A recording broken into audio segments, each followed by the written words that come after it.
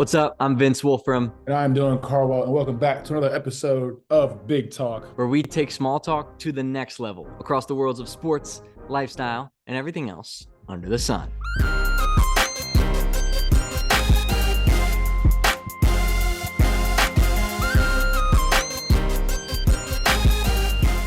Another day, another episode, my friend. We have a lot to talk about. Since our last episode, college football has taken a turn. Especially in our favorite conference, the Southeastern Conference, with head coach Nick Saban of the Alabama Crimson Tide announcing that he is retiring. That's huge news for the SEC. And obviously they've hired a replacement, the head coach from Washington, Coach DeBoer, and he has already come in. And frankly, it's shaken a lot of Alabama. Let's talk about it, Dylan. Crimson Tide football. Let's start with Saban. What was your reaction when the news first came out that Nick Saban was retiring? I was a little bit saddened because I'm a big Saban fan. I like Saban. He brings a competitive spirit to the state, to the like not even like the state, but pretty much the whole country of football. And not only that, it's like what you're getting out of a Coach Saban. He's going to coach you hard. He's going to prepare you for not only life in football, but life after football. And that's not really something you see around these coaches. And not only that, he's probably one of the longest tenured coaches in the SEC. And just to see someone like him, a familiar face that I've seen for so long, and someone I've loved beating and someone I hated losing to, it's kind of like golly, I don't know it's like a funeral for me. It's a little sad just because I'll miss that competitiveness between Auburn and Alabama. The only reason that I didn't like Alabama as much is because of how great Saban was. It was kind of like Kobe Bryant. No one liked Kobe Bryant, but everyone hated when he retired because they missed having that guy that we all love to hate. In the same way, we all love to hate Coach Saban. You know what I'm saying? He's the guy you just love to hate. And it just won't be the same to me. I was shocked when I heard the news because, a guy like that, you just don't see retiring out of the blue. You would think that you have a farewell tour, but, knowing Nick Saban, I mean, I don't think he would want the cameras anyways. So, Yeah. But for him to go out like that with not his best team, but still giving his best effort and, losing a game when they had a chance to win it, I mean, golly, I mean, he went out on top as much as he could have, but it's a little sad for me only because of the rivalry, for the rivalry's sake. It's not a rivalry without Nick Saban at all, Agree. Last The thing I'll dynasty, frankly, isn't what it is without Nick Saban, and not even anywhere close. My reaction when I first saw it was, okay, fake news. And I sort of went on my day, and then I just kept getting like people started tweeting out the stats and stuff of his entire career as well. I was like, oh, this might be real. And then I saw it on ESPN. I was like, oh, yep, it's getting real. yeah. And like you said, it's odd because they've been a dynasty. Frankly, he's been there basically my whole life. Yep. So it's Alabama football as I know it has all been under Saban. It's what I know. It's what everyone who has watched college football over the last 20 years knows. Yeah. And the Alabama dynasty is one that we've never seen this much dominance over that long of a period of time in college football history. Yeah. And credit that to Saban and the program that he's created, bringing in recruits, bringing in coaches, even the assistant coaches and head coaches that have populated the entire country have all coached under him at some point, most likely. Mm-hmm. So to see that big of a character take a lead from our game it was definitely a shock. It's interesting to see where they will go. It was interesting to see too the Bama fans with the statue. They, like you said, it was like someone had died, but it was just Nick Saban retiring. Like there were flowers, there was a whole memorial at his statue in Tuscaloosa. But I'm with you. I think it's news that obviously as an Auburn person and an SEC person, you're like, oh my goodness, thank goodness we might have a shot to beat them now, or a little bit of hope because he was just so dominant. And it's a little sad too, because you hate to see a dominant figure like that, that's made the game so interesting for so long, to leave a program like that and make him restart. But the guy they brought in ain't too bad. Coach DeBoer from Washington just put on an amazing season going to the national championship game with Washington. What do you think about that hire? Alabama bringing in the Washington head coach. They just got another guy that we shall not name. That's all I'm gonna say. If someone comes in the SEC that's not familiar with the SEC, they're going to struggle with the SEC. We saw that when we got a potato coach, our guy. I love that coach as a person, but someone who's not familiar with the SEC, it's hard to get somebody that's from the Northwest. You know what I'm saying? It's kind of like they're following our footsteps. And hopefully they do. Hopefully they follow in our footsteps to where they're the awful, worst program in the nation. But he's a winning coach. You can't debate and argue with that, his record and all that stuff. He only lost 14 games in all of his years of coaches. That's insane. Yeah. But I'm interested to see what he does, A, in the SEC, the best conference in the nation, and then B, as somewhere like that much pressure, that's the most pressure in the world. You have so many fans, he's under pressure that he can't even comprehend. You Yeah, know what you I'm can't saying? even fathom just the Like, amount of pressure that's put on him everybody to take a big job. bandwagons to Joe. Everybody bandwagons to Bama. Like, I guarantee there's a Bama fan in New York that has never watched college football. He just likes Bama because they're good. You know what I'm saying? So you have fans that he's never had access to. He's gonna get hate and love like he's never had access to. And obviously he's not gonna understand the pressure that comes with losing the Iron Bowl. So after losing that Iron Bowl next year, he's going to be on the hot seat, and we're going to look back at this and be like, dang, Dylan was right. So Yeah. at the end of the day, I'm not sold. The only person that I feel like was right for the Bama job was Kirby Smart. That's the only person who I would have tried to go after. And is that because of equal playing field? He's been on the top tier level in the SEC. He knows how to win. He's young. Golly, he's young. He's going to be coaching forever. Golly. I know. Scary sight, right? God willing, he coaches forever, but golly, he's scary sight for real.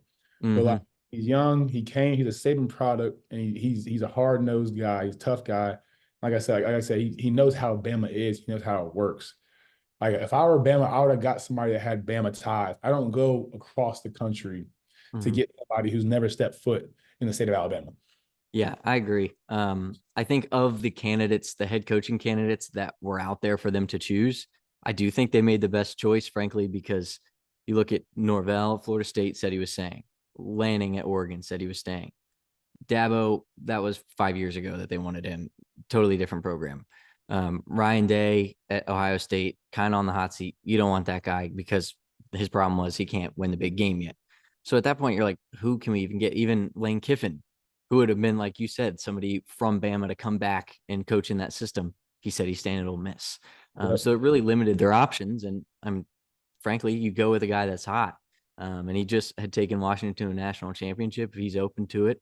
Obviously, it's not a gig that is easily replaceable. It's probably the hardest one in the last 20 years, if not ever, to replace a head coach at that high of a level. But for the time being, I think it was a fine hire. I'm interested to see how he does. Yeah. Like you said, the SEC it's a hard place to win. And you want to trust the guys that have been there. Especially with Texas and Oklahoma coming in here. But my biggest fear for Auburn football was they go get a guy like Dan Lanning. For some reason, I was afraid of them getting Dan Lanning. I was like, everybody else, I wasn't really worried about, even with all like the Norvells of the world, even, the Texas coach. I wasn't like, I really care less. But the Oregon coach, I don't know why, but I was just like, golly. I don't know if he's I think a little bit of it is that he's building a scary program. You see what they've done offensively. They lost 2 3-point games this year that kept them out from being in this exact same position that Washington was in. And bringing a fiery offensive game plan like that to the SEC could be scary. So I'm with you there. Lanning, I think, was the scary option from our seat, looking to Bama. But now that they have DeBoer, I would say I'm a little less nerve-wracked than I would be if they picked up Lanning. He looks awful in crimson. That's all I'm gonna say. He looks awful. Yeah. He's way better in purple. He should have stayed over there. My thing is that I get it's an amazing opportunity to go coach at Bama. All the money in the world, all the resources in the world, all the access in the world. It's amazing to have on your resume. But why not go build something special with the team that you've already had? You know what I'm saying? With Washington. Mm-hmm. You're undefeated with a chance to win the national championship instead of running it back with the same guys minus your quarterback. And you made a quarterback transfer in Will Rogers. Like, you had Will Rogers come to Mississippi State. So you were building something there. And you just left it because of the name that came with Alabama and all that stuff, which I get. A lot of people would take that job, but I just think loyalty pays dividends. And in the end of the day, I don't think that, I think that Bama loses 4 games next year.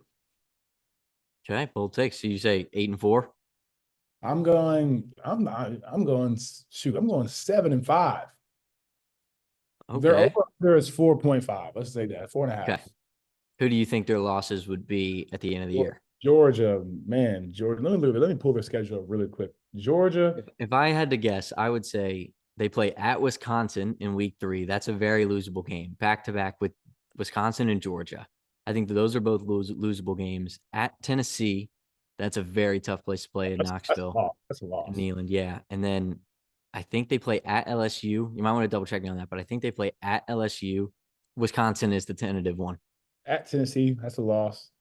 They play home against Georgia. That's a loss. They play at Wisconsin. That's a loss. Yeah, that's a tough place to play too. At Madison. LSU, that's a loss. At Missouri, that's a loss. Ooh, at Mizzou too. No, Okay. no, at home versus Missouri. That's in the air. Never mind. Yeah. Auburn, they lose 5. Okay. Hey, I'm right But there with you. Missouri being the number what 9 or 11 seed, I don't know Yeah. what they top 10, and they're returning all their players, Was about to and say their whole team's coming back basically. it's over. SEC East. Well, no, SEC is still in good hands with Georgia. No one's touching Georgia. Golly. Do you think Georgia stays among the top? Georgia's not going nowhere, bro. Unless their schedule is just hard. This is the first year they'll actually have a freaking decent schedule because they've been ducking Alabama in the regular season the past 20 years.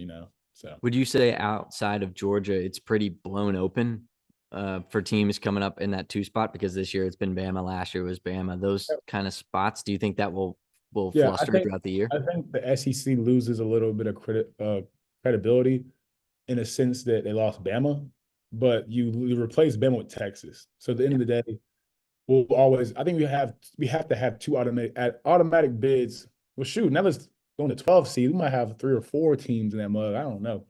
You got Ole Miss. I don't trust Ole Miss, to be honest. I just think that they're a fluke. They're front runners. Ole Miss football, and I think Lane Kiffin is just a joke. He's always focused on the opponent rather than what he can Twitter. control. Yeah, and he's a corny guy. So I don't think I the fact that they beat us, by a touchdown when we were awful. We We were didn't play great. Yeah. we were a bad football team when that game happened. You know what I'm saying? So the Yeah. fact that they beat us by a touchdown, I'm just not sold. So For me, LSU and Ole Miss are riding the same big yellow bus. I yeah, just don't trust Brian Kelly as head coach at LSU. yeah. He's always struggled to win the big game. He's won a couple at LSU, but I just don't think he'll be able to keep that trend up. And I'm with you on Lane. I think Lane is good enough to lead a good team, but not a great team. Mhm. So I'm with you. I think Georgia is among the top. Throw Missouri, Tennessee, Auburn, Ole Miss, and LSU in that sort of mix. Yep. And those are really the teams that I think are vying for it. But at Is that this point, Auburn? I said Auburn. Why not get all the recruits that we've got coming in?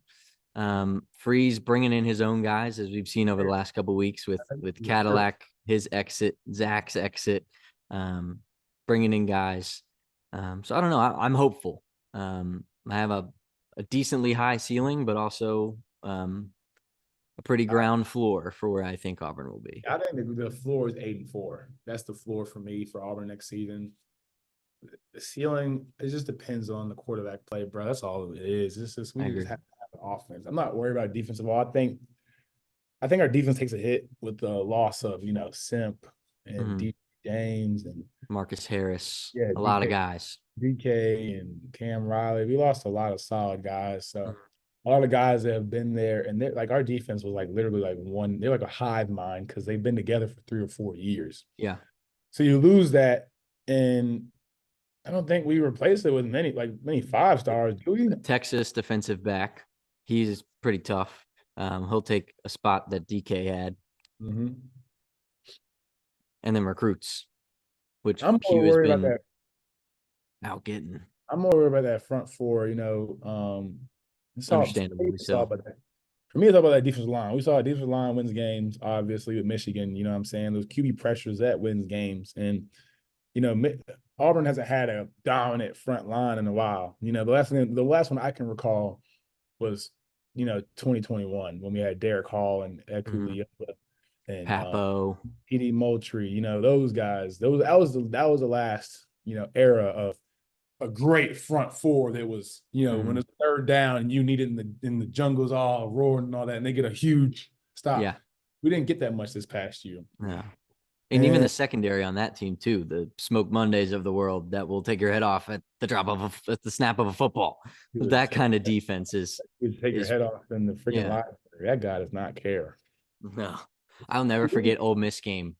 I think it was his senior year when the lights went out and everyone was swag surfing. And they put him on the board and he ripped his helmet off and just went. I was like, oh my, this kid is not real, dude. I swear he's not. Auburn football is in need of a villain and a menace. We need somebody to take. We don't care about the pretty boy Russell Wilson of the world, the poster child. We need somebody who's going to go in there and get a targeting call to set the freaking tone. Yeah, we don't need a golden boy. We need a hitter. We need somebody that's going to put the crown of that helmet in someone else's face mask and then get up like they just won the Super Bowl. I don't care if a flag is getting thrown. I want to see flags thrown. I want to see flags thrown. I want to see fights. I want to see all that. I want to see that, Coach Freeze. That's the big talk analysis. 2024 Auburn is we need dogs, we need hitters, we need flags thrown. Put it on a flag, hang it in the locker room for crying out loud. Set the tone, man. Have them boys leaving Auburn wishing they never came back here. I think we need to just put it on. That's all I'm gonna say. Yeah, be the most physical team. That's all it is. Yep. Now it's time for recruiting. It's time for the off season, but it's also prime basketball season. Over the next couple episodes, we're going to transition mainly into basketball. Now that the football season has come to a close, come to a conclusion, and basketball, it's been great this year so far. The non-conference games for teams across the big five conferences, Power Five conferences, you've seen a lot of up and downs, which for non-conference schedule is pretty good thing. It means that a lot of even playing field teams, and now getting into conference play, it's the real deal. So a lot of parity going on throughout college basketball. I think obviously the transfer portal and NIL, there's a lot more access to those smaller, less prestigious schools to go. There's more benefits. So, teams are losing to those, unranked teams and stuff like that because there's more parity. And it's not that the fact that these guys aren't ready to play. I just think that these teams are more better more better across the board than in years past. And, they're more competitive, like the skill level, I think across all conferences, teams, areas is a notch up from what it's been.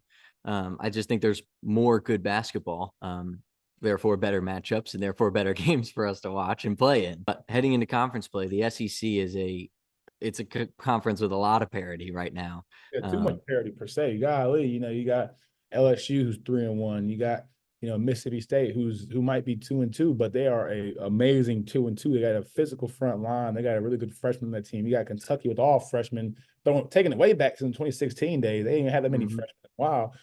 But they're 3-1. You got so many good teams. South Carolina and Georgia, those teams are starting to finally become competitive. Arkansas, who's at 1-3, they might seem bad to the naked eye, but that team has started bad every year and went on to the Elite Eight. So don't count them out. You have Texas A&M, who's a freaking hard-nosed, hard-coached team. Can beat anyone. Exactly. They're sitting at 1-3. So it's just like there's so much parity, and there's going to be more losses. My coach said that the SEC winner is going to have multiple losses this year. And I agree. I don't think any team, will leave the non-conference undefeated. I don't see any team that's up there in the upper echelons of, dang, that team's untouchable. And so there's just every team across the board there's no cupcake game, and we haven't seen that in a while. And this is my first year of, all right, I have to come to every game with my A game because, you can get punched in the mouth and it's going to be hard to recover from these teams. Yeah, especially in the SEC, like you said, where every team from Florida, Missouri, Auburn, Kentucky, Tennessee, like all of these teams are top-notch level teams. And if you put them in any other conference, they do the same damage they are in the SEC. Yeah. And speaking of conferences, I'm going to cut you off. But speaking of conferences, golly, the Big 12 has been eating up.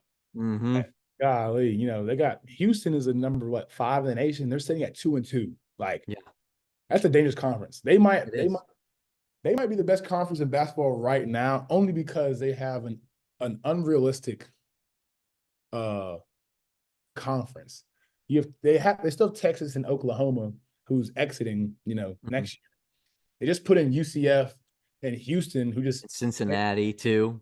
they just brought in so much. It's like 20 teams in that league right now. It's so realistic. The But they Big have 20. literally, so it's not even the Big 12 anymore. It's like literally 20 teams in there. But golly, are they competitive? You got Kansas State. Kansas State was unranked the whole year, and they're sitting at 3-1. Mhm. It's just like college basketball is dangerous this year, and I don't know who your national champion comes out of, because it never comes from the teams or the conferences you expect. No one expected UConn to win the national championship at this point last year. No one saw the national championship coming from the Big East. Um, Yeah. but golly, I wouldn't be surprised if it came from the Big 12 or the SEC this year. Even looking at the top 10 teams, I know I'm not even one to look at rankings because I don't think they matter.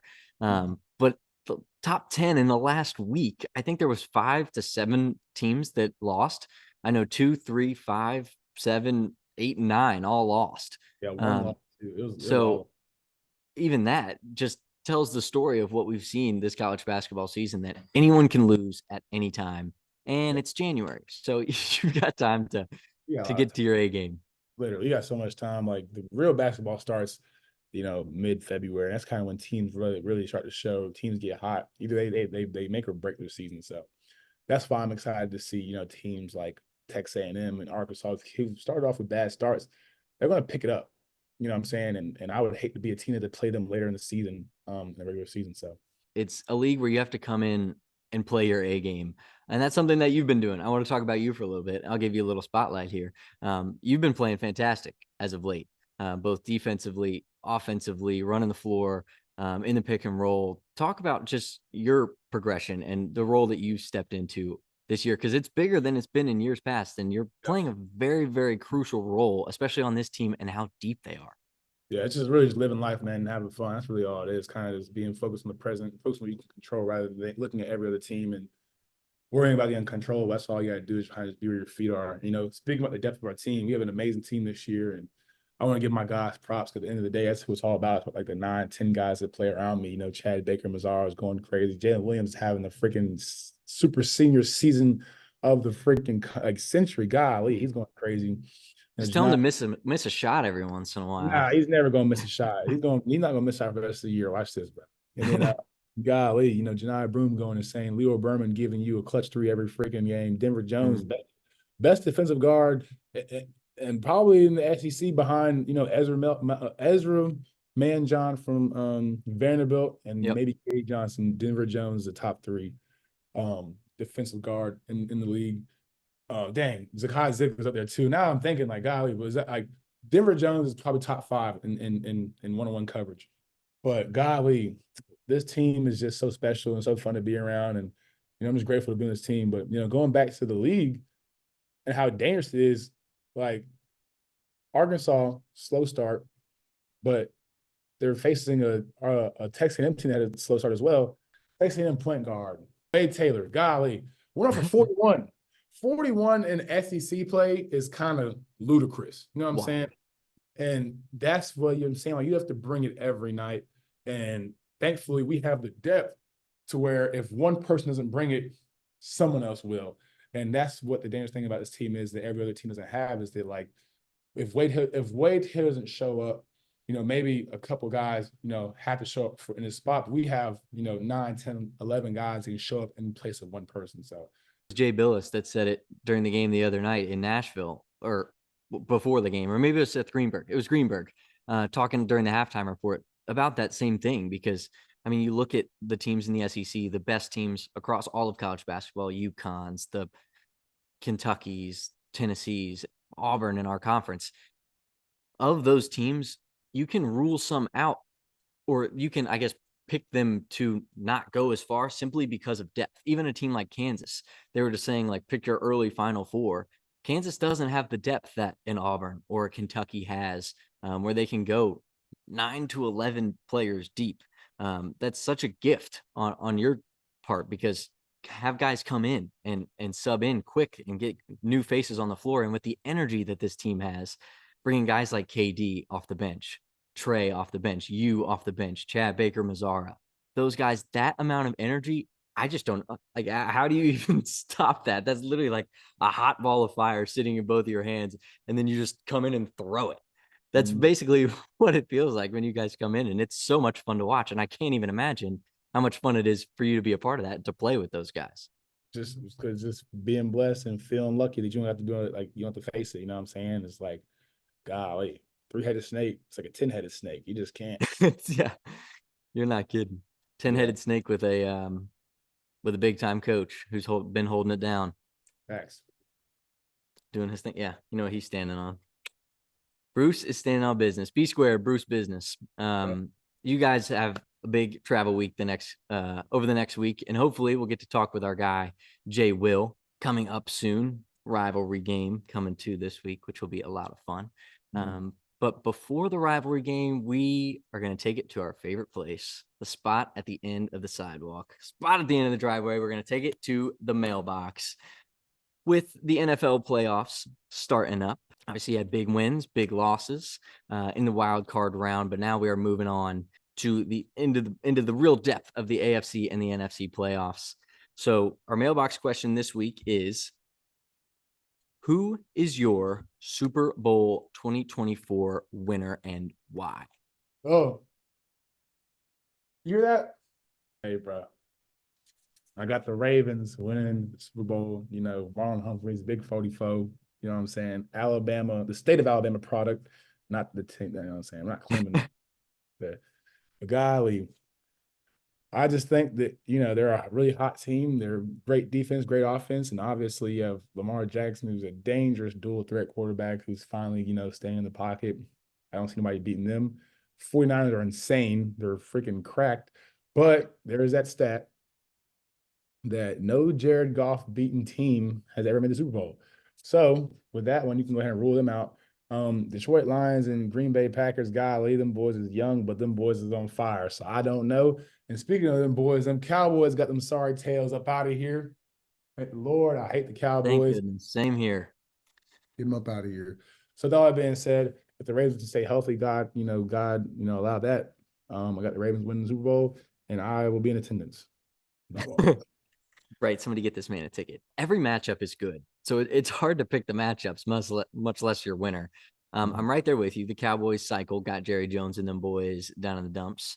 I can't remember the last time that they've ever, 1998 checked out in that category. It's usually where their downfall begins and ends. But just because you went the Ravens, that's who I was going to go. Lamar Jackson, a Louisville product. I'm going to switch it up, and I'm going to go. I actually don't know who I'm going to go. Can't choose the Niners because they're not going to make it. I don't think it'll be the Niners. They're so solid just all around. I think they'll lose to a team that's hot. Like maybe even Green Bay. What they did to Dallas was impressive. So I think Green Bay could upset them. Bills Mafia. That's my second. That was my thought. I think it might be the Bills. I'm going to go Bills. I think second to the Ravens. I just didn't want to pick the Ravens because you picked the Ravens and I didn't want to be that guy. So I'm going to go Bills. I think the Chiefs game is going to be their hardest game of the playoffs because it always is. That game is always a gut wrencher. But I think I'm going to come out Josh Allen, Stephon Diggs on top in Bills Mafia and Winter Wonderland. Bills Mafia on top. That's who I got. You've got the Ravens. And that is all for this episode of Big Talk, which you can find full episodes on Spotify, YouTube, and Apple Podcasts with clips on TikTok, Instagram, Twitter, and YouTube Reels. Dylan, that is all we got. I will see you very, very soon, hopefully with our good friend Jalen Williams. So stay tuned for that. But for Vince, for Dylan, this has been Big Talk. Yes, sir. Peace.